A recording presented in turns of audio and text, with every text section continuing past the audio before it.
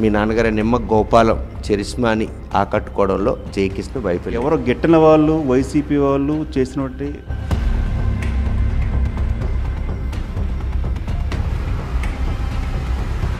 ఈరోజు ఆదివాసీలు ఎందుకు మిమ్మల్ని అక్క చేర్చుకునేందుకు సుముఖత తెలిసే పరిస్థితి లేదు. డెఫినెట్లీ ఈసారి గిరిజన సామాజిక వర్గం అంతా కూడా 2024 ఎన్నికల్లో నిమ్మకి జయకృష్ణ గారిని గెలిపిస్తున్నారు. విశ్వేశ్వరాయ్ కళావతి వెనక ఒక బలమైన సామాజిక వర్గానికి చెందిన కుటుంబం అన్ని విధాలుగా అండగా. పాలకొండ నియోజకవర్గంలో విపరీతమైన అవినీతి,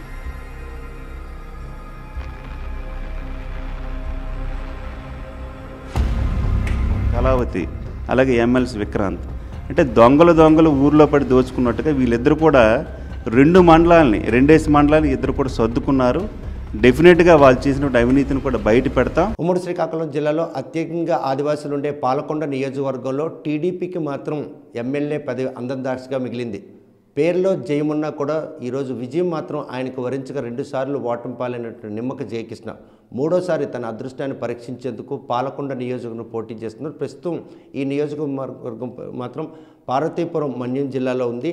కాకపోతే ఉమ్మడి శ్రీకాకుళం జిల్లా నేపథ్యంలో జరుగుతున్నటువంటి ఈ ఎన్నికల్లో మాత్రం ఎట్టి పరిస్థితుల్లో తన విజయానికి ఏ అంశాలు దోహదపడతాయి, గతంలో ఓడిపోవడానికి ఎస్టీ రిజర్వేషన్గా ఉన్న ఈ నియోజకవర్గంలో ఎందుకు ఆయనకి విజయం ఇలా దోబూచులాడుతుందనే విషయం ఆయనతో మాట్లాడి తెలుసుకుందాం.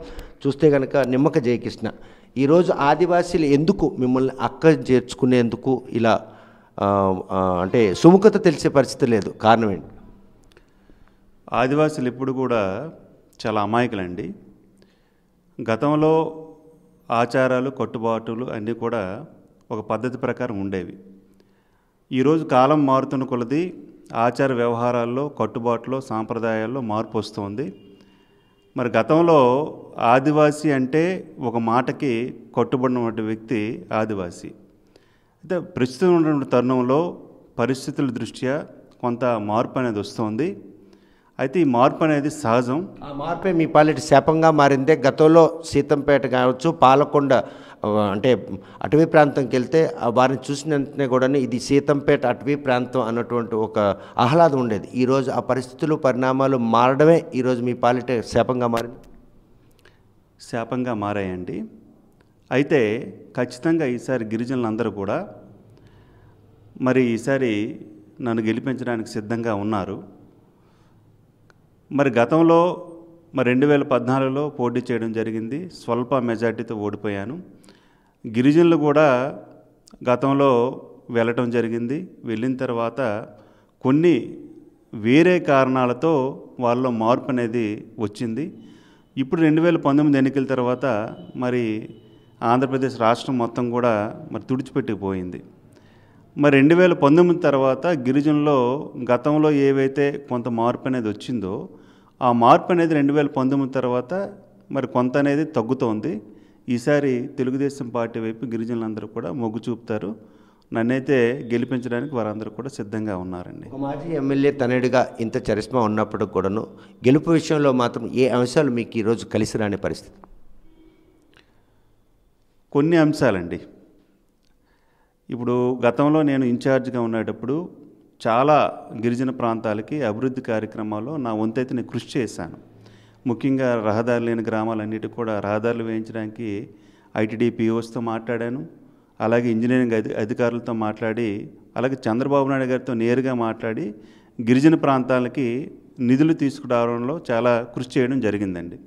ఇప్పుడు కొన్ని అంశాలు ఏవైతే ఉన్నాయో అంటే అంశాలు అనే కంటే కొన్ని నాకైతే అనుకూలంగా ఉన్నాయండి. కంప్లీట్గా వాటిని నేను అనుకూలంగా మార్చుకొని ఈసారి ఎన్నికల్లో విజయం సాధిస్తానండి. ఇది గిరిజనుల్లో మార్పు అనేది నాకు ఒక అనుకూలమైనటువంటి అంశం. పాలకొండ నియోజకవర్గంలో గిరిజనులతో పాటు స్థానికేతలు కూడా చాలామంది ఉన్నారు. 50-50 ఛాన్సెస్ ఉన్న ఈ నేపథ్యంలో ఈసారి ఎన్నికల్లో మాత్రం ఈ స్థానికేతలు అంటే నాన్ షెడ్యూల్ ఏరియాలో ఉన్న వారికి కూడాను ఒక అవేర్నెస్ ఉంది. వైసీపీ ప్రభుత్వం వ్యవహరిస్తున్న తీరు ఇవన్నీ కూడాను మీకు వచ్చే ఎన్నికల్లో గెలుపుకు దోహదపడతాయి. డెఫినెట్గా దోహదపడుతుందండి. ఏదైతే నాన్ షెడ్యూల్ ఏరియాలో ఉన్నటువంటి గిరిజనేతలు ఉన్నారో గతంలో ఇదే సమస్య కూడా గిరిజన ప్రాంతాలు వచ్చింది షెడ్యూల్డ్ ఏరియాలో. అయితే ఆ రోజు మా నాన్నగారు నిమ్మ గోపాలరావు గారు కూడా వాళ్ళకి అండగా నిలిచారు. అయితే మనం ఏం చెప్పామంటే ఆ రోజుల్లో తెలుగుదేశం పార్టీ ఎప్పుడు కూడా షెడ్యూల్ ఏరియాలో ఉన్నటువంటి గిరిజనేతలకు ఎప్పుడు కూడా బాసటగా ఉంది. ఇప్పటికీ కూడా నేను కూడా వారికి బాసటగా ఉన్నాను. అయితే వాళ్ళకేం చెప్తున్నాడు, వారి ధైర్యాన్ని కూడా మేము ఇస్తున్నామండి. గిరిజన షెడ్యూల్ ప్రాంతాల్లో ఎవరైతే గిరిజనేతలు ఉన్నారో వాళ్ళ రక్షణకే మేము కృషి చేస్తామండి. అలాగే గిరిజనులకి ముప్పు కలగకుండా, అలాగే గిరిజనేతలకు కూడా ముప్పు కలగకుండా ఇరు వర్గాలకు కూడా సమన్వయం చేసి ముందుకు తీసుకువెళ్ళడానికి నేను ప్రయత్నం చేస్తానండి. దివంగత మాజీ ఎమ్మెల్యే మీ నాన్నగారి నిమ్మ గోపాలం చరిస్మాని ఆకట్టుకోవడంలో జయకృష్ణ వైఫల్యం చెందారు, అవునా? అది ముమ్మాటికి తప్పండి. అది నిమ్మ గోపాలరావు గారు ఈరోజు జయకృష్ణ అన్నారంటే నిమ్మ గోపాలరావు గారి వల్లనే. నేటికి ఆయన చేసినటువంటి మంచి పనులు పాలకొండ నియోజకవర్గానికి, అంటే గతంలో కొత్తూరు నియోజకవర్గం, ఈరోజు పాలకొండ నియోజకవర్గం కానీ కొత్తూరు నియోజకవర్గంలో కానీ అభివృద్ధికి పునాది పడిందంటే నిమ్మ గోపాలరావు గారు 1983లో గెలిచారు. అలాగే తర్వాత పరిణామంలో ఆయన గెలవడం జరిగింది. ఈరోజు ఈ నియోజకవర్గంలో గిరిజనులు ఎప్పటికీ కూడా ఈ రోడ్డు మీద నడుస్తున్నారంటే ట్రైబల్ ఏరియాలో అది మా నాన్నగారు పెట్టినటువంటి అభివృద్ధి కార్యక్రమాలండి. అది దానివల్ల ఈరోజు ఆ మంచి పనుల వల్ల ఈరోజు నేను ఇప్పటికీ ఆయన చేసినటువంటి మంచి వల్ల ఇప్పటికీ నేను ఇన్ఛార్జిగా కొనసాగుతున్నాను. రేపు మా నాన్నగారు చేసినటువంటి మంచి పనుల వల్ల కూడా నేను 2024 ఎన్నికల్లో గెలుస్తాను. నాన్నగారు చేసిన అభివృద్ధి మీకు గౌరవాన్ని మాత్రం ఇస్తుంది, కానీ ఎమ్మెల్యే పదవి ఇచ్చేందుకు మాత్రం ఆ గౌరవం దోహదపడ్డదు, నిజమా? అది అపోహ మాత్రమేనండి. డెఫినెట్గా ఒక తండ్రి చేసినటువంటి మంచి పనులు కొడుకు ఎప్పటికీ వర్తిస్తాయండి ఇవి.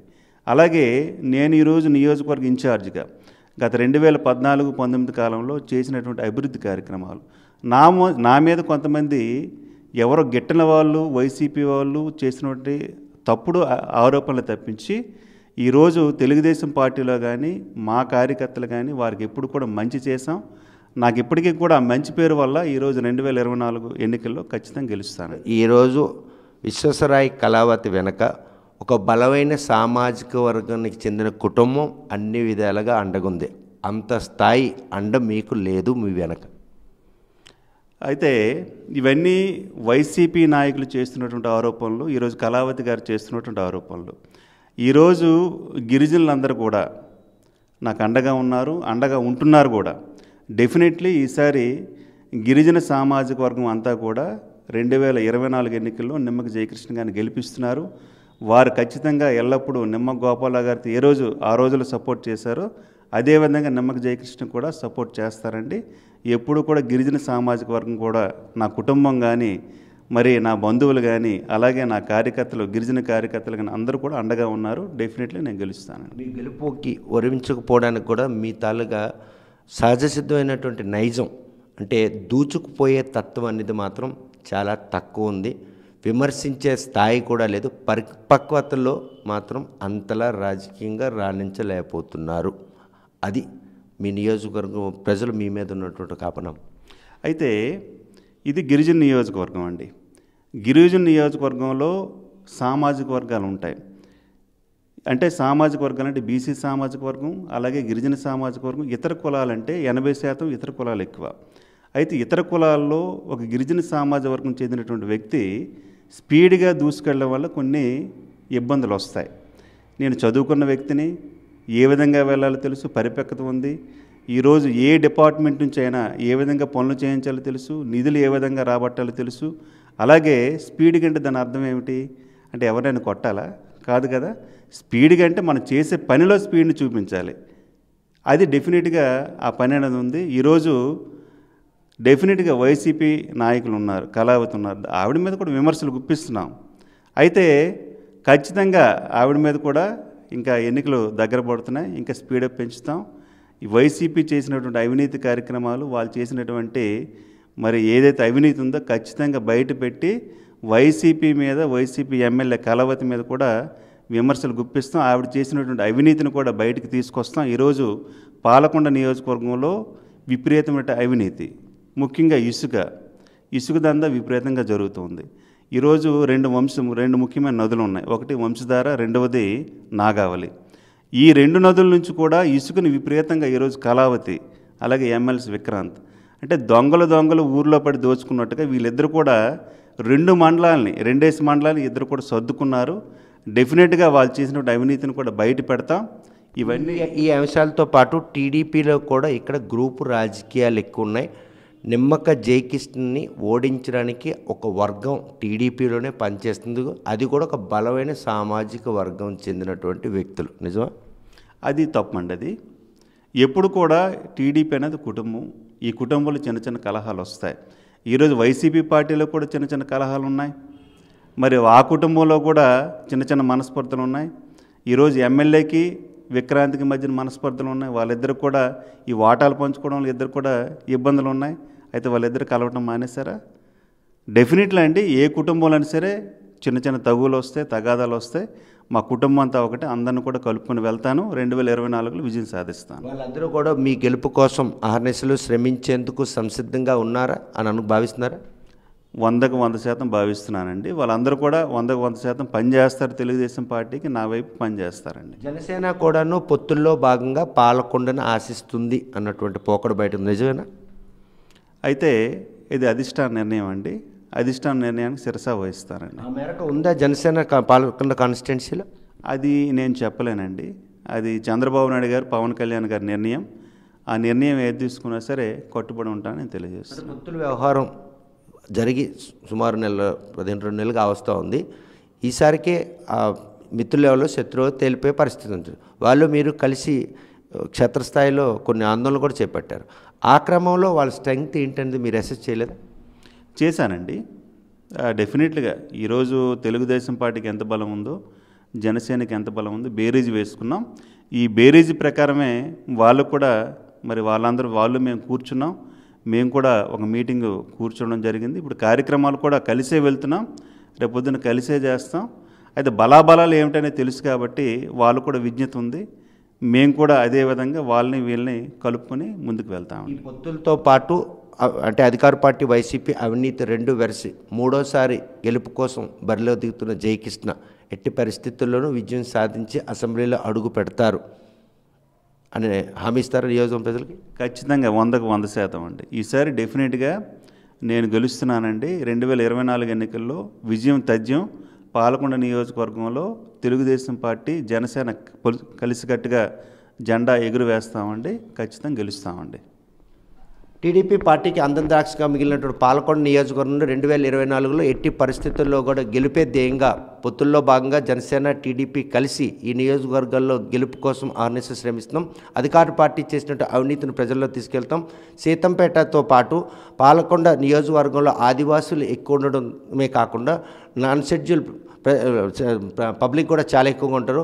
ఒక బలమైన సామాజిక వర్గం చెందినటువంటి వ్యక్తులు మధ్య నలిగిపోతున్న ఈ నియోజకవర్గం ప్రజలు మాత్రం వారి నుండి కాపాడేందుకు, ఈ అవినీతిని పరుల నుండి ఈ నియోజకవర్గం ప్రజలను కాపాడేందుకు 2024లో తందే విజయం అన్న ఒక ధీమా మాత్రం జయకృష్ణ వ్యక్తం చేస్తున్నారు. వీడియో జర్నలిస్ట్ రామకృష్ణ చంటిల్తో సత్యం, RTV శ్రీకాకుళం. మరిన్ని వీడియోస్ కోసం ఛానల్ ని సబ్స్క్రైబ్ చేయండి. లేటెస్ట్ అప్డేట్స్ కోసం వాట్సాప్ ఛానల్ ని ఫాలో చేయండి. అండ్ లింక్ డిస్క్రిప్షన్ లో ఉంది.